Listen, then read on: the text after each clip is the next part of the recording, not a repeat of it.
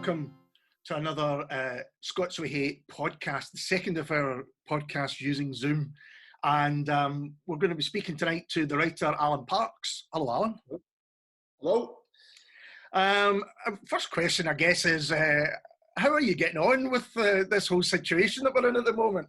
Well, it's funny because everyone keeps telling me, "Oh, you're a writer; it'll be fine. You know, it's not that different." And I'm like, "Well, sort of." But at the same time, I did have another bit of life. I did go out and about and do stuff. Yeah, exactly. But, everyone seems to think you spend your entire life sitting at the kitchen table, which you kind of do. But so I suppose it's probably a bit easier for me than most people. But it's the thing about spending all day by yourself writing is fine if you can go out at night and have a drink or see people or something. But when you just have it all the time, I think that everyone else you get a bit wound up in the house. So it's been okay. I've been doing my daily walk and stuff, so it's not been too bad. But you know, how about you? No, that's right. It is different. I work from home a lot, and you think, oh, this is going to be fine, but just the choice of not being able to go out has been taken away. So. Let's talk first of all about your latest book, Bobby March Will Live Forever. Yes. Now that had just come out, is that right? It came out in March, so yeah, it just came out just for about, and then I think it was out for about a month. Then everything shut down. So were you promoting it? Was there stuff going on now? Well, yeah, I was supposed to be in America right now, which is not happening. Which is a bit annoying. I was supposed to be in Milan and France, all sorts of places, but it all just ground to a halt, really.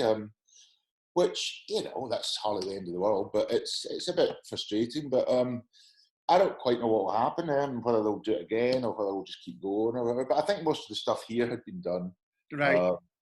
So it wasn't too bad. But yeah, it was a bit strange. I had a sort of month of all systems go, then everything got pulled. So were you going to be doing an I Write event? Was that done?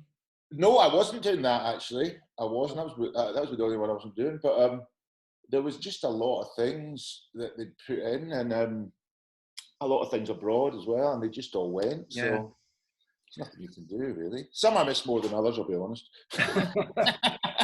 I guess, I mean, do you know if when it's due to come out in paperback? Normally it's about 10 months, so I would imagine that'll be February next year, maybe. Right, so there might be the chance then to redo it a bit. They normally have the paperback the one before and then the hardback pretty hard on it. Right. But I think that's the plan, but I'm not quite sure, to be honest. So this is the third of the Harry McCoy thrillers. I guess first thing to ask you is tell us a little bit about the book and the thrillers in general. Well, the book's kind of about, it's set in 1974 in Glasgow when I kind of, one of those kind of rock guitarists like Mick Ronson or Terry Riley, you know, never quite became a solo star in their own right. They maybe had one record or something, but they were always on the edge of everyone else. So there's a guy that's Bobby March, and he comes back to Glasgow and overdoses. And Harry, having a bit of a fight with his new boss, has been relegated to do all the donkey work. So he attends the overdose in the body, and he's a fan of Bobby March's, but you know, he thinks he's got a bit less good as time goes on.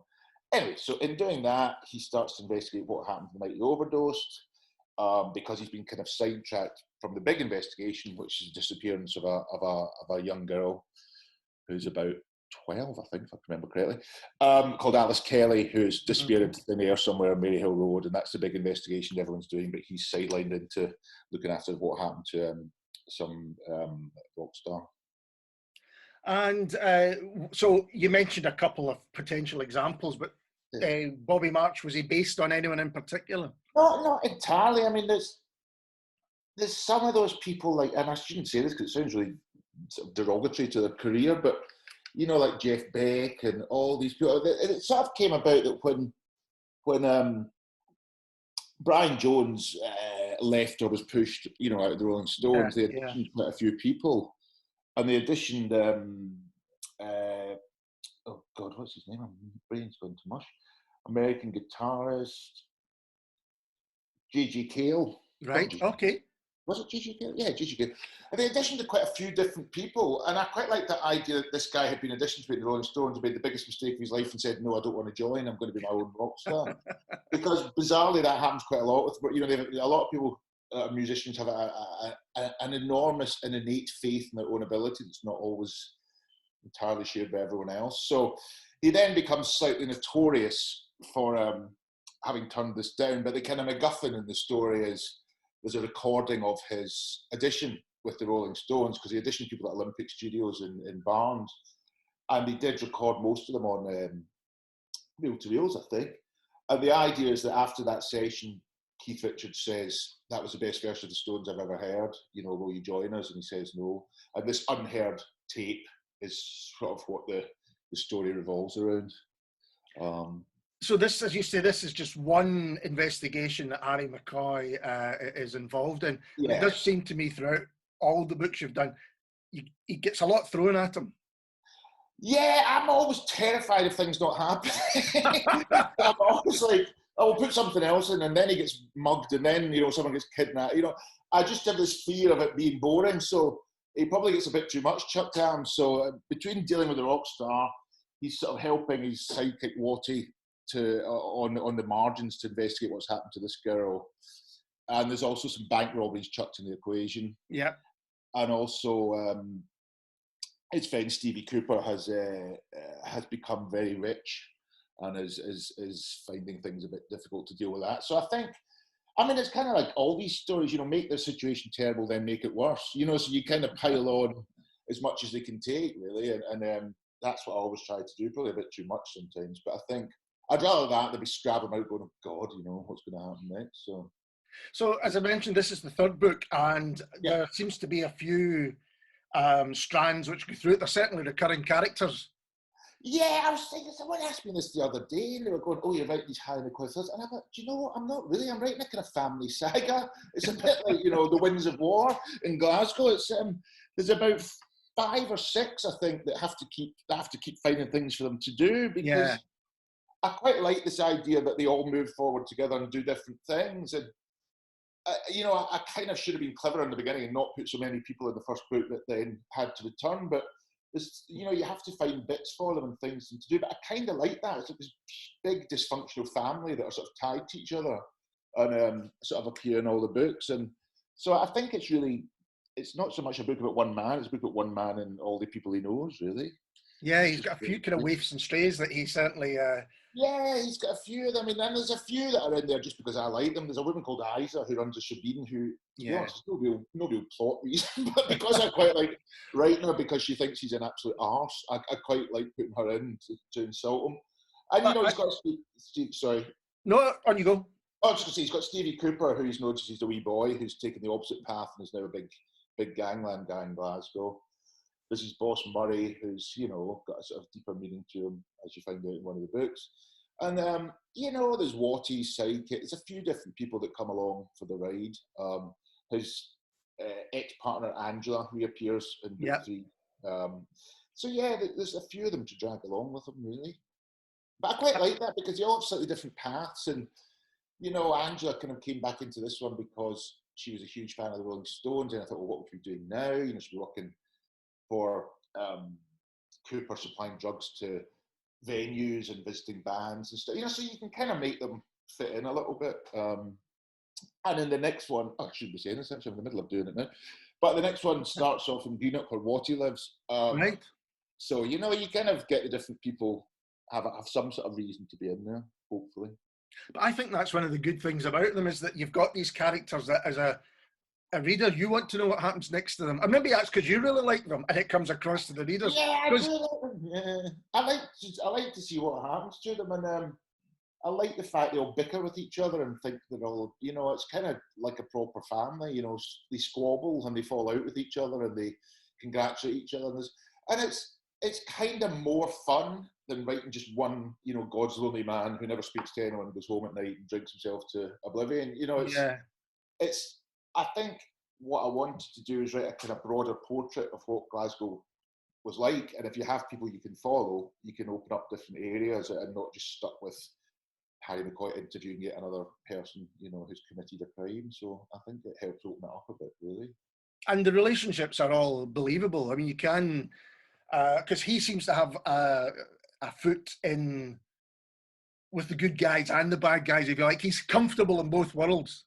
Yeah, I think that's partly the timing, the time the books are set in. He's about the only sort of young detective who's got a bit in both worlds. He's got a bit in the rock and roll world, he's got a bit in the gangster world, he's got a bit in the police world. Because, if you go through books and do your research and stuff, the Glasgow police force was pretty not that different in the 70s than it was in the 50s, largely. When it started there. It was very male, very Protestant, very back, kick their heads and ask later. It's all about that. So those guys can't really communicate with these new kind of people like Stevie Cooper or Angela who move in different worlds. But because Cooper's got a slightly different life, not Cooper, because McCoy's got a slightly different life experience, he can move through bits of the city that they can, and I think that's what helps him in his investigations, as much as giving us a different view of the city, I think. So why did you choose to set them in Glasgow in the 70s? Well, I like writing about Glasgow. I like Glasgow. I've always liked Glasgow. I mean, I didn't live here for 20 years, but I think, people, I don't even know Glasgow, and I spend most of my time thinking about Glasgow. And yet you always find different little bits, and you're always surprised. I mean, I did night classes on the history of Glasgow's industrial thing and industrial past, 20th century past. And one week you had a lecture, and the next week you went out and walked about and saw these things. And suddenly, I always think of these cities like layers, and some bits of it uncover, and suddenly you see all this stuff that you just didn't know that was there or existed. So you go to Mary Hill, and there's this huge thing about little metalwork shops beside, and glassblowers shops. What's quite called Marana Street up, in Mary Hill, and you find out all these different bits. And so I thought, if I only really know a bit about Glasgow, and I spend most times, well, how can I write a book about London? Or Sure. It's hard, and the place I probably know next best is Belfast, and there's a bit of Belfast in this, but and even then I was like, God, this is really hard. You don't know the nuances. You don't know. If you said to me in 1973 someone had this kind of job, you kind of know where they lived, and you kind of know what they did. You could, what pub they would maybe go to, and when you go to Belfast, it's a bit harder. You've got to work a bit harder. So I think writing about someone place really well is hard enough without trying to give a sort of insight into Belfast in the 70s or New York in the 80s or whatever. So I'm kind of stuck there really. And I mean, you mentioned about how the police in Glasgow was at that time. Why that time then? Why the 70s? Was that a period that kind of interests you? Because Glasgow was going through change, but it wouldn't really change, I would say, until the kind of 80s in the way that we know it now. Well, I think there's two changes. I think in the 70s, the city residential people living in the city centre stopped happening. They knocked down the Gorbo. They replaced it, knocked it down about 3 times. And they started to build. They had already built, but they put people out to East Kilbride and Knightswood, and and that sort of that began to fall away. And then the 80s, it started to reinvent itself as a more European capital. And it had become involved in the service industry, and and it became like a more modern city. So I think that time, the sort of mid to early 70s, was a very early to mid. It was a very odd time in Britain, as it was. Never mind just in Glasgow. So I think, and Glasgow's probably at that time about 5-7 years behind everywhere else. Yeah. Well, that's not true. Everywhere was probably behind London by about 5 or 7 years. So the kind of summer of love had kind of just arrived and already fallen apart a bit, So they got the kind of remnants of it. And I think when those cities are changing and people get forced into different areas and different roles, that's what becomes a bit more interesting.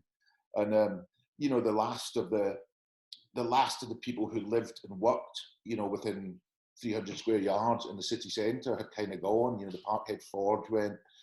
All these places that had been pretty fixed since the 20s, how people lived, and and you always do this. And someone told me that it was about that engineering night classes. If you look at the corners of tenements streets, they're always the most elaborate because they were all banks. Right. And what happened was the bank manager had to live, so he wouldn't live anywhere that wasn't posh. So the corner ones, if you look, they're always very ornate. So even the bank managers lived beside where they worked. But then when they changed that, the dynamic of the city changed a little bit, I think. So it just seemed an interesting time, and the books are kind of set largely in north east Glasgow. Yeah. I think, yeah. Sort of Springburn, Milton, Lamb Hill, which is where my cousins all lived. So when I was about 10 or so, in 1973, that's where I was a lot of the time, because we used to go up there and play and everything. So that area of the city always seemed quite vivid to me. And I lived in Elderslie, which is a very boring village, and there was nobody there. So when you suddenly went to the Milton, there was hundreds of kids, and there was dogs, and there was ice cream vans. It was really exciting, and yeah, sure. I was always very happy to go. So I think that the city at that time I remember pretty vividly. You know, so that seemed a good time to investigate a little bit. And Glasgow did have a reputation at that time, one which I think it struggled still to kind of lose, of being a kind of city of crime, if you like.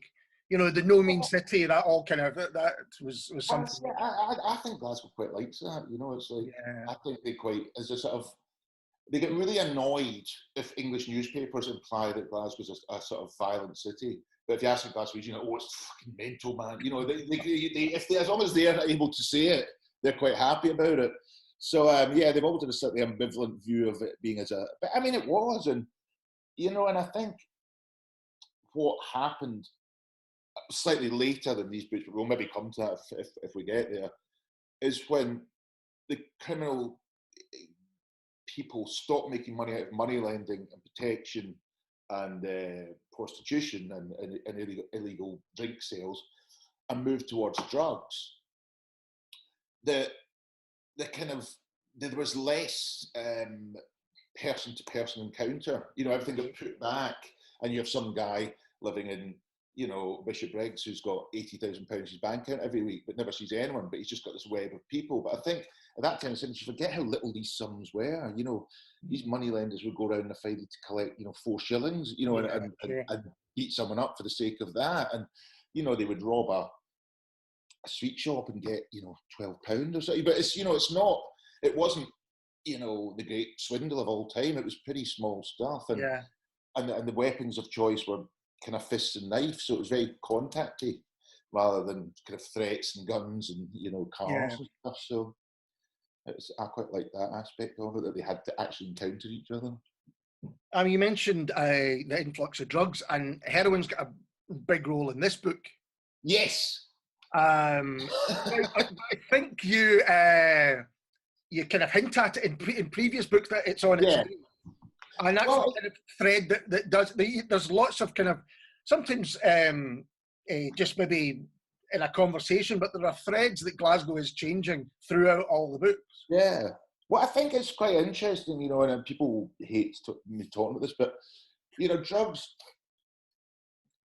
are a kind of fashion thing as much as anything else. And in the early 70s, mid-70s, heroin was still kind of bohemian and glamorous and sort of Alexander Trochy. And, you know, it was all very the Rolling Stones and, you know, Sticky Fingers and all this stuff, and, you know, Cocksucker Blues and all these, you know, it had a very glamorous aspect.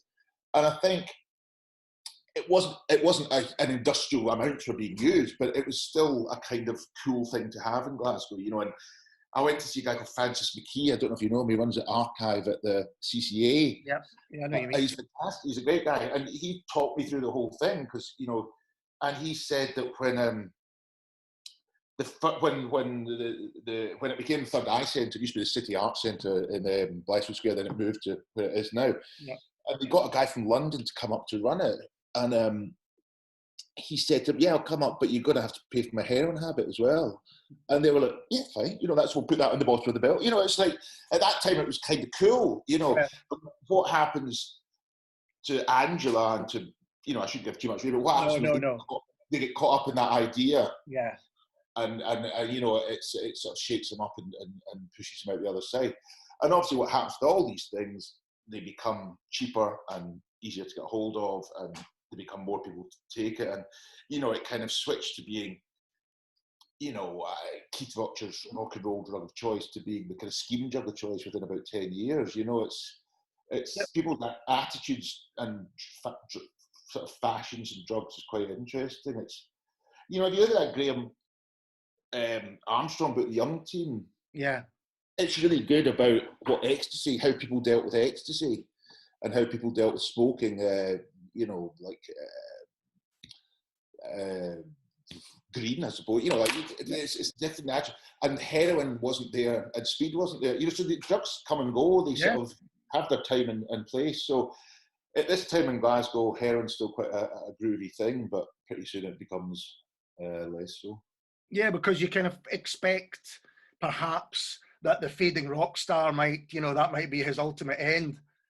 But when other people start to get involved, and then it's interesting looking back, knowing kind of what happened, as you say, something that was seen as the rock star drug of choice, and then how it filtered down, you know, through into kind of every aspect. And yeah, it's interesting to think that happens almost probably with most drugs. When ecstasy first started coming out, and it was in the you know, even in the 80s when it was a New York drug of choice, and hardly anyone knew about it.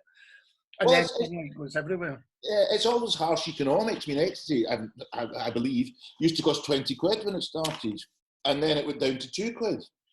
You know, and somewhere along the line, to suffer. And you know, there's all the conspiracy theories you want to have about crack in American black population, and you know, all those ones about being introduced to, you know. So it's economics, really. It's that's what affects us. But they've got to be trendy first. They've got to be super cool first to get anyone interested, and then of course the super cool people move on to something else, you know. So and everyone's left in the wake, you know. With so it's a kind of interesting thing. It's, you know, drugs are as much about fashion and consumerism as they are about anything else, really. Although the consequences are hugely more damaging than choices about clothes or than wearing a pair of flares or something. Exactly. But it's kind of all part of the same thing, you know. It's kind of funny. So anyway, sorry, that's where they are at the book just now. Yeah. So I don't want to give away too much of the book. Terrible. I keep doing it all the time. You say that you're currently writing the 4th. Yes. And are you? I mean, obviously, and ideally, this is going to be a series that goes on for some time. Well, people buy them, it will be. Yeah, and is that? I mean, I know this might sound like a stupid question, but when you start, I presume that you say, well, we'd like this to be a series, but it does depend on people buying the books. Is that as simple as that? Well, it's kind of hard because I don't really know how. I mean, I wrote the first book, and you have no conception of it being part of a series, or no conception of going, this would be a good idea. It's a series, so I better start at 71, not 73, because in book 6 I'm going to talk about. You know, you just don't. You think, oh my God, I've actually written a book. You know, you're sort of excited. Yeah. This is it, and you know, you don't have that thing, and then you go to publisher and they go, okay, well, you know, would like to write some more, and it's a thing, and I didn't mind because I quite liked writing about the people that were in it, but I didn't think this is going to be the first book of a series, you know. But crime books tend to go like that; they go in a kind of series, so I didn't really mind. But as I said before, I certainly didn't. I don't know if people do start the first book of a series with everything in mind as to how it's going to play. Yeah, you know, as I said, I wouldn't have had so many bloody characters. I'd have started it about 2 years earlier. You know, it's I don't know if everyone plans it out that way. Maybe some people do. I don't know, but you kind of end up in a series, which is fine. You know, it's I liked the first one, so I was kind of happy to keep going. So, and I was happy that people wanted to keep going. So, sure. So, what made you start to write in the first place? Oh God! Have you always written, or is this something that you've? No, I started working. I've got a friend called John Niven, who's a writer. Yes. Of some repute, and we were doing. I can't even remember. We were doing some. He was writing something for TV, and he said, "Will you ever look at these scenes or something?" Blah blah blah. So I did a bit with him. Started a bit with a friend called Laura, who's a film producer. And she was like, "Oh, can you look at the script?" And what I didn't know was she sent me the script about. I shouldn't really say this, about Hank Williams of all people. Right. And I went, God, this is awful. And not knowing anything about it, I just rewrote it all and sent it back. And she went, "You can't do that." That's somebody's script. I was like, "You never told me." I was like, "It's much better." I was like, "Well, anyway," so that became a huge hoo-ha. But anyway, so I've been kind of writing about Glasgow. I'm not very, you know, didn't write stuff for 6 months, you know, faffed about, didn't do it. And then Niven said to me one day, "You know, maybe you should read a book. You should write a book." And I said, "Well, I have." And I hadn't told anyone. And I don't intention to do anything with it. And he went, "Oh, God." he said, do you want me to read it? And I went, well, all right, yeah. So he did, and he said, well, it's not that bad. And then he sent it to his agent, who didn't like it. But he said, no, I think it's worth it. So he sent to another author called Sarah Pinborough. Right. And she really liked it. And she said, I know an agent that would like it. And that was kind of it. So I feel terrible when I tell these stories at, at library things and book things, because I know people find it really hard to get stuff in front of people and find it really depressing. And that they have to keep, trying to get people to even pay attention to what but I had the kind of very lucky, rare instance that it all went pretty smoothly, really. So I feel a bit guilty. So the first book is well received, and luckily it has January in the title. So was that when you thought, oh, well, we've got something going on here? No, that's when Canongate thought there's something going on. That was the editor, Francis, who said, oh, this time. And I was like, all right. So I kind of got locked into this thing, which I don't mind. It's quite fun trying to think up the title of the next one. But as again, it looks like I've done at the beginning, oh, these are all going to be months. But things fall into place, it's not all sure. So we've ended up with this, which is kind of good and a bit of a pain in the butt as well, because you got to find a reason for it to be in April, and find a name that works and all this kind of stuff. But I suppose it makes it easy to line them up on the bookshelf. If nothing else, you can tell which one goes first. One of the things that strikes me in the books is that the way characters speak is very realistic. Are you one of these people that, you'll sit in a cafe or a pub and kind of earwig on people and think, oh really? I'm terrible. I'm not even really interested in what they're saying. I just like the way they talk. Yeah. And and I sit there like that, and I've got quite a sort of glacial resting face as the best. So I sort of look sort of innocuous in the background, and I'm like, some really weird ways. And I always notice the way people speak and the way they use certain words and stuff. And it's a bit I like catchy. It's the way the different the intonation and stuff is kind of interesting. And the slang words change, and and I can't bring myself to write it, but in 1970 the big word for something good was it's magic. And people don't really say that anymore. Yeah. And if you write it down, it's just a bit stupid, but it's actually, that's what they say. They say it's gallus, and it just gets a little bit cute, so you've got to sort of temper it a little bit. But I do like the way, and I like the different way people speak, and it's always good fun writing dialogue. That's always for me the easiest bit, because it kind of pours out. I sort of always get the opportunity to go, oh, well, I can get this person to speak like that, because that would fit, and it's kind of good fun, really. So the dialogue bit's always a winner. It's not. I mean, it's often very funny as well. I think that's the thing. There is often a rhythm or a way of in Glaswegian speech which there's a comedy aspect to it. It's like wanting to be the funniest guy in the room, or whatever, that kind of thing. It's like Glaswegians are fairly, if you can't tell a good joke, if you can't entertain people in the pub, you're a bit of a lesser man. It's get your coat. Yeah, exactly. It's and I like that, and I like the way that people take care of the way they tell things and they speak, and as you said, the rhythm of it. And I think if you listen to people speak to each other, especially men, they don't really speak to each other. They have these weird. If you literally just transcribe people's conversations, you're like, yeah, these people talking about. Mm-hmm. It's all adjuncts and stuff. So I tried to get some of that in, that the sort of slightly weird rhythm of men speaking to each other, and they don't really tell each other what they're saying. They have to get round it a different way, and it's good fun, and it's the bit I kind of enjoy the most is trying to get that dialogue to sound right, if you know what I mean. It's a good bit of it. Because there is a kind of psychological aspect to Harry McCoy, in that he has to take on board what he's actually being told and work out what he's really been told.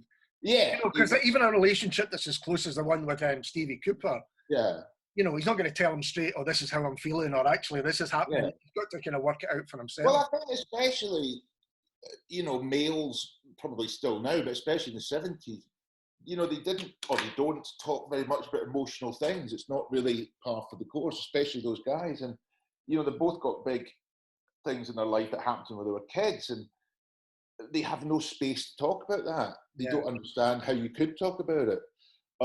For even now, it's extremely difficult for people to talk about. But at that time, when institutional abuse wasn't a thing, when people weren't used to the idea of a kind of confessional space, they've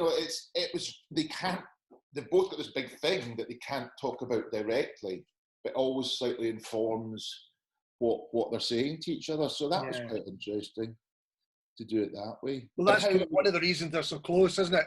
Even though they don't talk about it, they have this history, which... Yeah, they're stuck together. They're kind of unwilling brothers, for want of a better word. They kind of have been tied to each other, and they both, Stevie Cooper, I say this all the time, is kind of like a shark. He just goes forward, not interested in regrets or the past, just keep going. And McCoy's the opposite. He spends half the time in his head, ruminating about the past.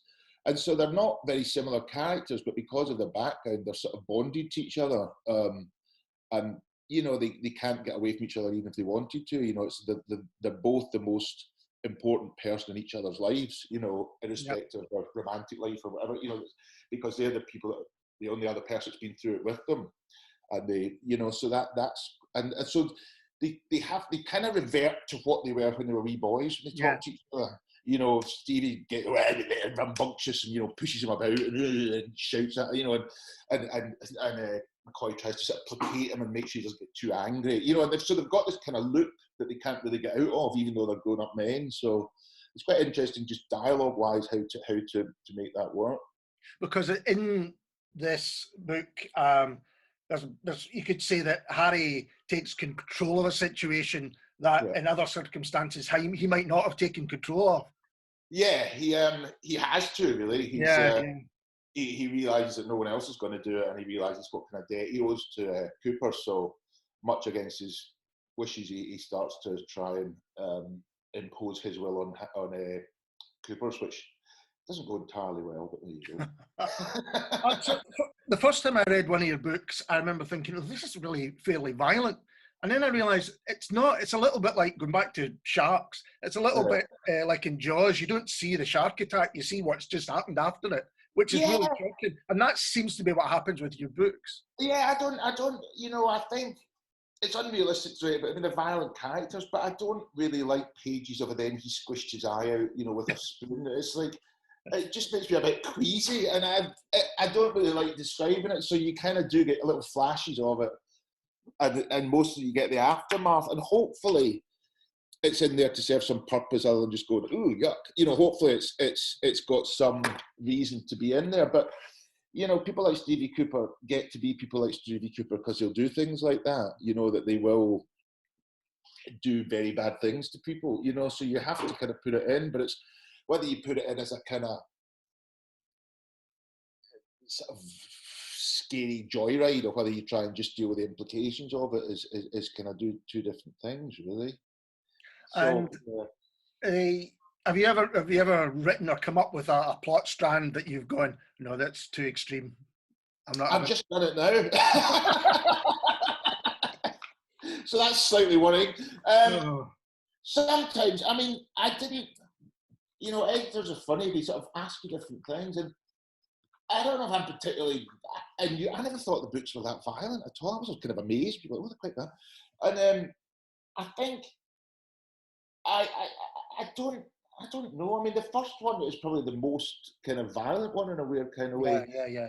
And it's kind of got a little less, but the next one is pretty violent. But I don't know. Actually describing violence is kind of boring, and you just end up with bogeymen. You end up with, unless there's a reason for them to be like that, you just get this kind of, and I really hate these books where they have the serial killer who suddenly can make a new passport or, disguise himself. They can do absolutely everything. And you're like, it's just fucking boring.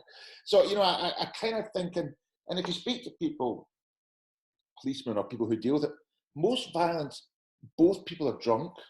Yeah. They didn't really mean to do what they did and they're sorry about it. It's not this Baroque, sort of Seven type scenario where they do all these bizarre, it just really doesn't happen very much.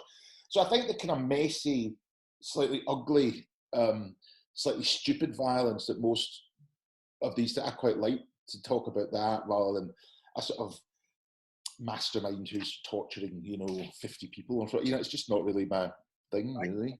Crimes of passion or crimes of or accidents, which things which got out of hand. Yeah, people they got murdered. Most people didn't mean to murder them. They just hit them with a brick because they were pissed and the brick was beside them. They don't have this. Most of it is just a drunken mess, really. And that's kind of sometimes. That's to me a lot more realistic than, as I said, than a kind of hugely planned out, torture chambers type story. I'm just not very good at it. But there is a kind of fetishizing. Oh gosh, there you go. Fetishizing of the gangster in Glasgow. There's no doubt about that. Yeah. And there's a great character in the book who is a kind of old school, supposedly retired kind of. He's just a brilliant character, and the city in particular does kind of, maybe it goes back to what you said earlier on, enjoying the myths and legends that went before. Well, I think if you're slightly knowledge about Glasgow gangsters, you kind of know who that is. Yes. I won't be saying, obviously. No. But he used to live opposite my cousin. Ah, okay. In the Milton. And he was like that. He was like Daddy Warbucks, He used to walk about giving kids money and stuff. He was the kind of, a very kind of less grand version of Don Corleone. He was the kind of, and I think at that time, and I always end up saying this, people think I'm idiotic, it's a lot about clothes. He was always immaculately dressed. Yeah.